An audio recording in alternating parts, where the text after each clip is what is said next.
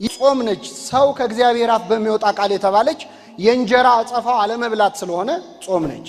ሰው ከእግዚአብሔር አፍ በሚወጣ ቃል የተባለችው በጾም ጭምር እንጂ በመብላት ብቻ አይኖርም ሰው በጾምም ጭምር እንጂ ማለት ነው። ጾም ከእግዚአብሔር አፍ የወጣች ቃል ነች። አትስረቅ፣ አትግደል፣ አታመንዝር፣ በሐሰት አትመስክር ከማለቱ በፊት እግዚአብሔር አትብላ ነው ያለው። አፍ የወጣች የመጀመሪያይቱ ሕግ ቀዳሚት ሕግ ጾም ነበረች። ስለዚህ ሰው ስለበላ ስለጠጣ ብቻ አይደለም ከእግዚአብሔር አፍ የወጣችውን ሕግ ጾምን በመጾምም ጭምር ነው የሚኖረው። ጥልቅ ነች ጾም፣ ብዙ ነገር አላት ቤተክርስቲያን። ጾምን በፍቅርን የምታየው እማ ለጸሎት ይላታል ማሪሳ። የጸሎት እናት ነች ጾም። የምን የጸሎት እናት። ሰው በፍስክ ጊዜ ነው በጾም ጊዜ ነው የመጸለይ ዝንባሌ ያለው።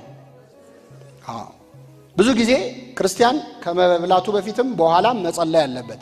ግን ብዙዎቻችን ካረሳ ነው እንኳን ብዙ ሰው የሚጸልየው የትኛው ነው? ከመብላቱ በፊት ነው። ባዶ ወደን ሲሆን ትጸልያል፣ ትዝ ይላል፣ ስትጠግብ ትረሳዋል። ጾም የጸሎት እናት ነች። እማ ለጸሎት ወእህታ ለአርምሞ የዝምታ እህት ነች። ሰው ሲጾም አፉ ይዘጋል። አፉ ዝግ ሲዘጋ ደግሞ በጣም ብዙ ኃጢአት ይቀራል፣ ያንደበት ኃጢአት። ወነቃ ለአንበ የእንባ ምንጭ ነች። ሰው በጾም ወቅት ሲጸልይ መንፈሳዊ ስሜት ይሰማዋል። ሌላ ቀን የሰማው ቃል እግዚአብሔር ያላስለቀሰው ልቡን ያልነካው ይነካዋል። ወጥንተ ኩሉ ገድል ሰናይት የመልካም በጎ ስራ ሁሉ ምንጭ ነች። በሌላ ስፍራ ደግሞ ታጸምም ኩሎ ፍትወታተ ዘሥጋ የሥጋን ምኞት ሁሉ ምን ትላል? ጸጥታ፣ ዝሙትን ያጠፋል። ጾም ከሚጾም ሰው አፍ እሳት ይተፋል ይላል አባ ጊዮርጊስ። የሚጸልይም አይኑን ይወጋዋል። ስለዚህ ጨንቆታል ሰይጣን ወዴት እንደሚሄድ ችግሩ ሲፈታ እኛም አብረን እንፈታለን። ከዚያ ይላል ወንጌሉ ተመልሶ ሲመጣ ቤቱ ተጠርጎ ያገኘዋል። ይህን ጊዜ ጓደኞቹን ጠርቶ ከፊት ይልቅ ሌሎች 7 አጋንንት አብረው ይገቡበታል። ለዚያ ሰው ከፊት ይልቅ የኋለኛው ይከፋበታል ይላል። ከዚህ ሰውረን እግዚአብሔር። አሁን ግን በዚህ ሰዓት አብይ ጾም ማለት ሰይጣን የት እንደሚሄድ ጨንቆታል። ቢያንስ ጸጥ ብለናል፣ ተረጋግተናል ከሌላው ጊዜ በላይ። ጾም በጣም ብዙ ጥቅም አላት መንፈሳዊ። ሌላው ጾምን ከረሃብ አንጻር ማየት የለብንም። አንዳንድ ሰው ጾምን ረሃብ አድርጎ የሚረዳ ሰው አለ፣ ደስ የማይለውም አለ። ቅድም ሲነገር ነበር አጽዋማት ይቀንሳሉ። በፊት ተሐድሶች ነበሩ፣ አሁን ደግሞ ሌሎች መጡብን ጾም የሚቀንሱ። በአንድ ወቅት መግለጫ አውጥተው ታስታውሱ ከሆነ በማህበሩ መልስ ተሰጥቷልና አጽዋማት ሲቀንሱ ምንድን ያሉት? የሐዋርያት ጾም መጾም ያለበት 12 ቀን ነው አሉ። ለምን? ተራቀው ሞተዋል እኮ። የነነዌ ጾም ስንት ቀን ነው የምንጾመው? የነነዌ ህዝብ ስንት ነው? 120 ሺህ ነው። ስለዚህ የሐዋርያት ጾም 12 ቀን ከሆነ የነነዌ ጾም 120 ሺህ ቀን መጾም አለብን። ላለመጾም ሰበብ ፍለጋ ማለት ነው። በዛ እርግጥ ብዙ ነው ጾም፣ ብዙ ነው። ይሄን ማመን አለብን። በቁጥር እኮ ብዙ ነው። ከዓመቱ የሚበዛውን እንጾማለን። ወደ 8-9 ወር እንጾማለን። ምናልባት 8-9 ወር ስል አንዳንድ ሰው እንዴ አልደመርኩትም ነበር ለካ ገለውናል እንዳትሉ አይደል። በቁጥር ከሆነ ብዙ ነው። ግን ቤተ ክርስቲያን ያበዛችው የምንራብበትን ጊዜ ሳይሆን የምንጠግብበትን ጊዜ። ጾም የሥጋ ረሃብ ነው፣ የነፍስ ግን ጥጋብ ነው። እያበላችን ነው ቤተ ክርስቲያን። እናት እንዴት ነው ልጅ እየተነጫነጨ እችን ብቻ ጉረስና ከዛ በኋላ ይበቃል ትላለች አይደል? እያረሳሳች እችን ብቻ ትላለች። ቤተ ክርስቲያንም አሁን ተፈታ፣ አሁን ደግሞ ተያዘ እያለች ጾም ማለት ነው እንጂ እንደዛ ነው የምትወደው። ቅዱስ ዮሐንስ አፈወርቅ ይላል አንድ ሰው አንድ ቤት ተቆልፎብህ ሳትበላ ሳትጠጣ ከርመህ በጣም በረሃብ ቆይተህ ስትወጣ ትልቅ ሕንፃ ይሰጣል ቢባል ይስማማል አይስማም? ሕንፃ አረኩት ኮንዶሚኒየም ይሰጣል ቢባል ይስማማል አይስማማም? ይስማማል። ምክንያቱም እየራበውም ቢሆን የሚያስበው ምኑን ነው? ሕንፃ። መንግስተ ሰማያትን ለመውረስ ሰው እድሜውን ሙሉ ቢጾም ያዋጣል ያዋጣው? ለዘላለም ሕይወት ማለት ነው። ግን ቤተክርስቲያን አቅማችንን ስለምታይ ምን ያህል ለጾም እንደምታደላ የምታውቁት። አንድ ሰው በጽኑ ደዌ የተያዘ ሰው መድኃኒት የሚወስድ ሰው እንዲጾም አይገደድም ታውቃላችሁ። ግን የሚሞት ከሆነ እስኪሞት ድረስ ይጹም ይባል። እስኪሞት ይብላ አይደለም የሚባለው፣ ይጹም። መንፈሳዊት ቤተክርስቲያን ነች እና ሐዘን ለአብዳን ይላታል ቅዱስ ያሬድ። ጾም የሰነፎች ሐዘን ነች፣ ወትፍሲት ለጠቢባን የጠቢባን ደስታ ነች። ሰነፎች ጾም ያስጠላቸዋል። ገና ጾም በገባ በአንድ ቀኑ ሊፈታ ስንት ቀን ቀረው የሚል ሰው አለ። ሐዘን ለአብዳን ማለት ነው። ለጠቢባን ደስ ተደስቶ ለመጾም እግዚአብሔር በቸርነቱ ይርዳል። እንዴት ብንጾመው ነው እግዚአብሔር ደስ የሚለው? እግዚአብሔር ብዙ እንዲህ አድርጋችሁ ጾሙ ብሎ ተናግሯል። በነገራችን ላይ ጾም ያስፈልጋል አያስፈልግም የሚለውን ጥያቄ ክርስቶስ አልመለሰውም፣ ዘሎታል። ዘለለውና ስትጾሙ ብሎ ነው የጀመረው። ምን ስትሉ? መቼስ መጾምማ እሱ የታወቀ ነው አለ። መጾም ያስፈልጋል አያስፈልግም እሱ የክርስቲያን ጥያቄ አይደለም። ስትጾሙ አለ። አፈጻጸሙ ላይ ነው እንጂ ውይይት ያደረገው ራሱ አስፈላጊነቱ ላይ ጥያቄ የለው። ስትጾሙ እንደ ግብዞች አጣውልጉ፣ ለታይታ አታድርጉት፣ ለተሪዮ አታድርጉት አለ። በሌላ ስፍራ ደግሞ ስለ ጽድቅ የሚጾሙ ብፁዓን ናቸው። ስለምን? ስለ ጽድቅ። ሰው በብዙ ምክንያት ሊጾም ይችላል።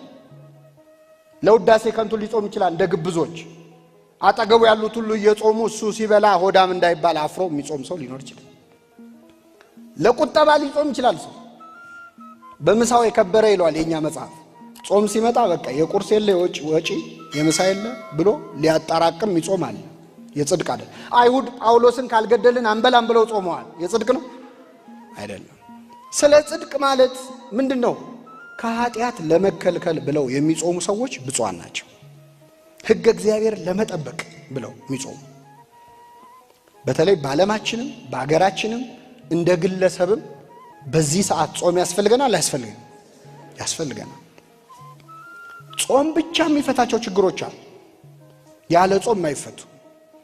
እዚህ የማቴዎስ 17 ላይ ጌታችን በታቦት ተራራ ያደረገውን ክብሩን የገለጠበትን ታሪክ ታውቃላችሁ። እሱ ታሪክ ላይ ከታች የተጻፈ ብዙ ጊዜ ትኩረት የማይሰጠው የወንጌል ክፍል አለ። ጌታችን ወደ ታቦር ተራራ ስንት ደቀ መዛሙርት ነው ይዞ ሄደው? 3። ስንት ይቀራሉ መሬት ላይ? ሂሳብ ላይ ችግር አለ እንዴ? ስንት ሰው ይቀራል?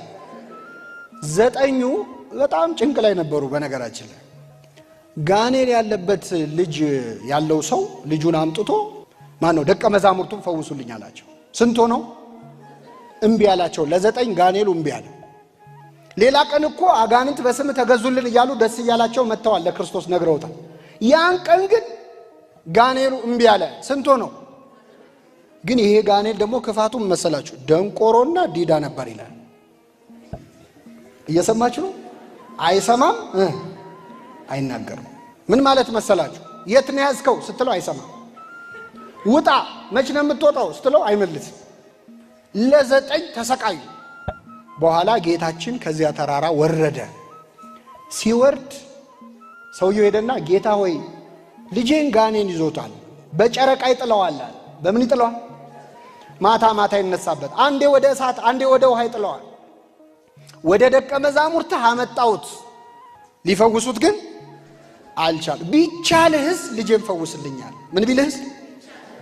አይገርም? ክርስቶስን ቢቻልህስ ይባላል። ተማሪዎቹ ካቃታቸው ያው መምህሩም እንደነሱ ነው ብሎ እኮ እግዚአብሔርን ያስናቅነው እኛ ነን እኮ። እኛ ስላቃተን ያቅተዋል የሚሉ ሰዎች አሉ። ቢቻልህስ ልጄን ፈውስልኛል። ቢቻልህስ ትላለህ፣ ለሚያምን ሁሉ ይቻላል አለ። ጌታ ሆይ አምናለሁ አለማመኔን እርዳው። አምናለሁ አለማመኔን እርዳው ማለት ምንድን ነው? አምናለሁ በጽንሰ ሐሳብ ደረጃ፣ ግን እምነቴ ብቁ ስላልሆነ አለማመኔን እርዳው። ከዛ ጌታ ወደ ህዝቡ ዞረና እማታምንና ጠማማ ትውልድ እስከ መቼ ከእናንተ ጋር ኖራለሁ አለ። ልጁን አምጡት አለ። ውጣ አለው። ጋኔኑ ወዲያውኑ ወጣ ይላል። ስሙ የተመሰገነ ይሁን። ከዚያ ሐዋርያቱ አሁን ህዝቡ ተበተነ። ጋኔል እስኪወጣ ነበር። ጋኔሉ ሲወጣ ሄደ ህዝቡ። ሲሄድ ሐዋርያት ቀሩ። ከሐዋርያቱ ደግሞ 9ኙ ለብቻቸው ወደ ጌታ ቀረቡና ጌታ ሆይ እኛ ልናወጣው ያልቻለው ለምንድን ነው አሉት። ይህን ጋኔል አውጡ ብለህ ስልጣን ሰጥተናል። ክህነት ተሰጥቷቸዋል። ባጋንንት ላይ ስልጣን ተሰጥቷቸዋል። ለምን አቃተን እኛ ብለው ጠየቁት። ጌታችን ምን አለ? ስለ እምነታችሁ ማነስ ነው አለ። ስለ እምነታችሁ ማነስ ነው። በደንብ አስተውሉ። ቅድም ህዝቡን የማታምን ጠማማ ትውልድ አለ። አሁን ደግሞ ሐዋርያትን ስለ እምነታችሁ ማነስ ነው። ይህ ጋኔን ያልወጣው በህዝቡ የእምነት ጉድለት ነው ወይስ በሐዋርያቱ? በሁለቱም ነው። ግን ልብ አድርጉ ክርስቶስ ደቀ መዛሙርቱን ለብቻቸው እምነት የላችሁም ማለት ህዝቡን ለብቻው እምነት የለህም ማለት እኛ ብሎ ምንድነው የምናደርገው እኔማ ስልጣን ሰጥቻቸው ነበር መቼ ይተቀሙበታል እምነት ይጎላቸዋል አይረቡም ብሎ ህዝቡ ፊት ሐዋርያቱን ባዋረደ ነበር እንደዚህ ዘመን ቢሆን ነው ካህናት ሲሰደቡ ህዝቡ ደስ ይሏል አሁን ጳጳሳት ሲሰደቡ ደስ ይሏል ምን አባት አለ ሲባል ደስ ይሏል ትናንት ከትናንት ወዲያ ተናደው የተናገሩ ሰዎችን ቪዲዮ እየወሰዱ አይደል አሁን እያሰሙን ያሉት ሲኖዶስ ሲሰደብ አባቶች ሲሰደቡ ደስ ይሏል ችግሩ እኮ አባቶች ላይ ነው ሲባል ሰው ደስ ይሏል ክርስቶስ ግን እንደዚህ ያላደረገ ችግር ነበረባቸው አዎ ነበረባቸው ግን ህዝቡ ፊት አላዋረዳቸው ህዝቡን ነው የወቀሰው ሐዋርያቱ እምነት ቢጎላቸውም እንኳን እናንተ እምነት ካላችሁ ይጋኔል ምን ይል ነበር ይወጣ ነበር እምነት የላችሁም ብሎ አባረራቸው ሸኛቸው ሐዋርያቱን ደግሞ ምን ህዝብ አለ ይሄ የማይረባ ህዝብ አላለ እምነት የሌለው ህዝብ እናንተ እኮ ታወጡ ነበር ህዝቡም ነጎሎ ነው አላለ በእናንተ ችግር ነው አለ ካህናቱን ለብቻ ህዝቡን ለብቻ ነው የሚገስጸው ከዚያ ውጭ ግን ጋኔሉ ያልወጣበት ምክንያት ምንድነው ይህ አይነቱ ጋኔል ያለ ጾምና ያለ ጸሎት ሊወጣ አይችልም አንዳንድ ጋኔል አለ ያለ ጾም ያለ ጸሎት የማይወጣ እስቲ ያንዳንዳችን ይህንን ልጅ ከልጅነቱ ጀምሮ ይጥለው ነበር የተባለ አይነት ከልጅነታችን ጀምሮ ሊለቀን ያልቻለ ጋኔል የለም የግድ ርኩስ መንፈስ መሆን የለበትም ሱስ ሊሆን ይችላል አመል ሊሆን ይችላል ክፉ ጠባይ ሊሆን ይችላል ሊለቀን ያልቻለ ይህ ልጅ በጨረቃ ይነሳበን ነበር ይላል በምን ማታ ማታ ሲመሽ የሚጀምረን አመል ምንድነው እኛ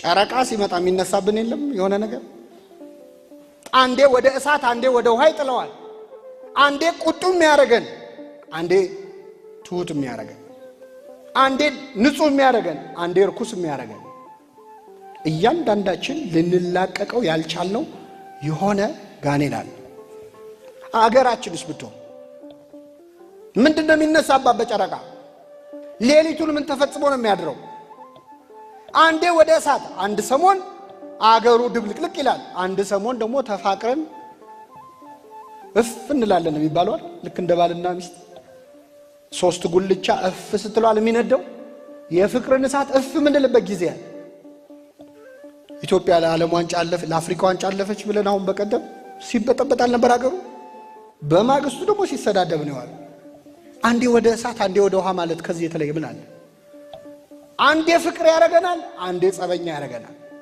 በጨረቃ የሚጥለን ሊላቀቀን ያልቻለ ኢትዮጵያውያን ምንድነው በሽታችን እንዲህ አይነቱ ችግር ያለ ጾምና ያለ ጸሎት ሊወጣ አይችልም 40 ቀንና 40 ሌሊት ከጾመ በኋላ ተራበ ይላል ክርስቶስ የጾመው 40 ቀንና 40 ሌሊት ነው አንዳንድ ሰዎች ክርስቶስ የጾመው 40 ቀንና 40 ሌሊት ነው ቤተክርስቲያን ለምን 55 ቀን ታጾማለች ይላሉ ይሄን መቼስ ለእናንተ አልመልስላችሁም ጾመ ሕርቃልና ሰሙነ ሕማማት ከኋላ ከፊት አለ ሰንበት አለ ብለን እናብራራለን ግን በጣም የሚገርመው 40 ቀንና 40 ሌሊት ነው ጌታ የጾመው ብለው የሚጠይቁን ሰዎች እነሱ ግን ጾሙ ቢባሉ እውነት 40 ቀን ሙሉ ይጾማል ክርስቶስ 40 ቀንና 40 ሌሊት ማለት እኮ 9 ሰዓት እየበላ አይደለም 40ውንም ቀን 40ውንም ለያሊ ምን አላለ አልበላም እና እንደሚያደርገው ሰው ደግሞ መፎከራችን እኮ መንገርም እኮ ክርስቶስ 40 ቀን 40 ሌሊት ጾመ ከ40 ቀን በላይ መጾም ይችላል አይችልም እየቻለ ለምን አላደረገውም ለአጽድቆተ ትስብእት ከዚያ በላይ ቢጾም ኖሮ ሰው አልሆነም ለካ ስግው አልሆነም ለካ መለኮታዊ ኃይሉን ተጠቅሞ ነው የሚጾመው የማይርበው የማይጠማው እንዳይባል 40 ቀን 40 ሌሊት ሌሎች ነቢያት ያደረጉትን ቀን ለክቶ 40 ቀን 40 ሌሊት ጾመ ማን ያደረጉትን ሙሴና ግን እነሱስ ቢሆኑ 40 ቀን ሙሉ እንዴት ቆዩ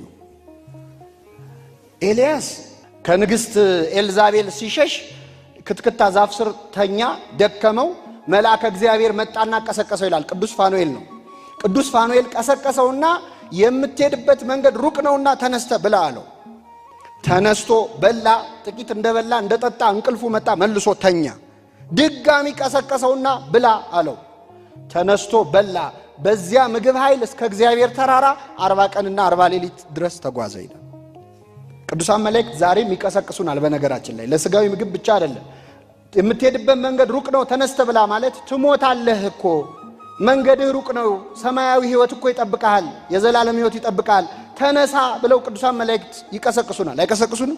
ሁሉ መዳንን የወርሱ ዘንድ ለማገዝ የሚላኩ መናፍስት አይደሉምን ይላል ነብዩ ቅዱስ ጳውሎስ። ይቀሰቅሱናል። ከምን? ከኃጢአት እንቅልፍ። አንተ የምትተኛ ንቃ፣ ከሙታንም ተነሳ፣ ክርስቶስ ያበራልሃል ይላል። ኃጢአት እንቅልፍ ነው። ሁላችንን ከነዋ ማሐኬት ከነዋ ማኃጢአት ያንቃል። መላእክት ይቀሰቅሱናል። ተነስተ ብላ ማለት በንስሐ ተነስተ ስጋውን ደሙን ምን ብል ተቀበል ብላ። በዚያ ምግብ ኃይል እስከ እግዚአብሔር ተራራ እስከ መንግሥተ ሰማያት ለመድረስ ያብቃን አምላካችን። ስለዚህ ኤልያስ በልቶ ነው። ሙሴ እስካላችሁ ሙሴ በሰባቱ መንጦላይት እንግዲህ ሙሴ በሲና ተራራ ላይ 7 የእሳት መጋረጃዎች እየተገለጡ በዛ ውስጥ እግዚአብሔር እያናገረው ብዙ ምስጢራት እየተገለጠለት ነው የቆየው። ቃል በቃል እግዚአብሔርን እያናገረ ሰው ሊርበው ሊጠማው ይችላል? አይችልም።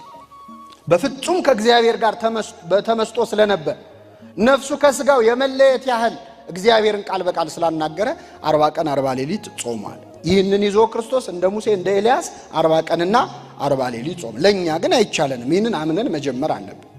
40 ቀን 40 ሌሊት ጾሟል ጌታ ለምን አትጾሙም ብለው ሰዎች ሲጠይቋችሁ አንተ ትጾማለህ ወይ ብሎ መጠየቅ ያስፈልጋል። 40 ቀን 40 ሌሊት መጾም እንችላለን? መልሱልኝ። አንድ ልጅ ምንድነው ጀማሪ ክርስቲያን ከምን ይበልጣል ይባል? ሱባኤ ሊይዝ ፈለገና ወደ አንድ ገዳም ሄዶ እኔ በደንብ ተዘጋጅቼበታለሁ 40 ቀን 40 ሌሊት ነው የምጾመው አሉ። እና መነኮሳቱ አረተው ይቅርብ ሲሉት አይ እኔ በደንብ አስቤበታለሁ ብቻ ቦታ ብቻ ስጡኝ እኔ ምግብ አልፈልግም ጾማለሁ ብሎ በአት ተሰጠው ገባ። መነኮሳቱ ለማንኛውም ብለው ሽምብራ ቆሎ አስገቡለት። ያው ተሸክማችሁ እንደገባችሁ የዛሬ 40 ቀን ተሸክማችሁ ምን ትላላችሁ? ልፉ ሲላችሁ ነው እሺ አስገቡ አለ። 1-3 ቀን መቼስ ጾመ። ጥሩ ነው እግዚአብሔር ይስጠው ታግሶ። ከ3 ቀን በኋላ በጣም ራበው እና ሲርበው እግዚአብሔር ስንት አምላክ ነው እችን ለማሰብ 1 ሽምብራ በላ። 1 ሽምብራ አንስቶ በላ። ግን እግዚአብሔር አንድ ብቻ ነው። አንድም በስላሴ ስም አለ 3 አረገው። ከዛ በ4ቱ ወንጌላውያን አለ፣ በ5ቱ አዕማደ ምስጢር፣ በ7ቱ ሊቃነ መላእክት ብዙ 7 ብዙ ነው። በ12ቱ አልቻለም፣ በ24ቱ በ36ቱ በ72ቱ በ120ው መጨረሻ በእልፍ አላፋት መላእክት አለ። ምንድነው ሐሳቡ? እስመነነ በጊዜ ጽጋብ ይመስለነ እንዘንክል ጻዊመ። በጠገብን ጊዜ መጾም ምንችል ይመስለን አይመስለንም? አንድ ሰው አሁን ራቱን ጥርቅ አርጎ በልቶ ነገ እስከ ስንት ሰዓት ጾማለህ ብትለው ምንድነው የሚለው? አረ ነገ አልበላም ይላል። ጠግቧላ። ይሄ በጾም ብቻ አይደለም፣ በነገራችን በምንም ነገር እኔ እኮ ስልጣን ቢሰጠኝ እቺን ሀገር እንዴት አድርጌ እንደሚይዛት ይላል። ቢሾም እኮ ሊብስ ይችላል። ገንዘብ ቢኖረኝ እኔ ድሃ አይኖርም ነበር እዚች ሀገር ይላል። ቢኖረው ገፋዬ ነዳይ ይሆንና በጣም የከፋ ሊሆን ይችላል። አናውቅም አቅማችን እና 40 ቀን 40 ሌሊት መጾም ለማንኛውም የኛ አቅም አይደለም። ማታ ማታ ሲመሽ የሚጀምረን አመል ምንድነው? እኛ ጨረቃ ሲመጣ የሚነሳብን የለም የሆነ ነገር። አንዴ ወደ እሳት አንዴ ወደ ውሃ ይጥለዋል። አንዴ ቁጡም ያረጋን፣ አንዴ ትሁትም ያረጋን፣ አንዴ ንጹህም ያረጋን፣ አንዴ ርኩስም ያረጋን። እያንዳንዳችን ልንላቀቀው ያልቻልነው የሆነ ጋኔን አለ። አገራችን ውስጥ ብትሆን ምንድነው የሚነሳባት በጨረቃ? ሌሊቱን ምን ተፈጽሞ ነው የሚያድረው? አንዴ ወደ እሳት፣ አንድ ሰሞን አገሩ ድብልቅልቅ ይላል፣ አንድ ሰሞን ደግሞ ተፋቅረን እፍ እንላለን የሚባለው ልክ እንደ ባልና ሚስት 3 ጉልቻ እፍ ስትሏል የሚነደው የፍቅርን እሳት እፍ ምንልበት ጊዜ አለ። ኢትዮጵያ ለዓለም ዋንጫ አለፈ፣ ለአፍሪካ ዋንጫ አለፈች ብለን አሁን በቀደም ሲበጠበጣል ነበር አገሩ። በማግስቱ ደግሞ ሲሰዳደብ ነው ያለው። አንዴ ወደ እሳት አንዴ ወደ ውሃ ማለት ከዚህ የተለየ ምን አለ? አንዴ ፍቅር ያረጋናል፣ አንዴ ጸበኛ ያረጋናል። በጨረቃ የሚጥለን ሊላቀቀን ያልቻለ ኢትዮጵያውያን ምንድነው በሽታችን? እንዲህ አይነቱ ችግር ያለ ጾምና ያለ ጸሎት ሊወጣ አይችልም። የሰማነውን በልቡናችን ያሳድረው።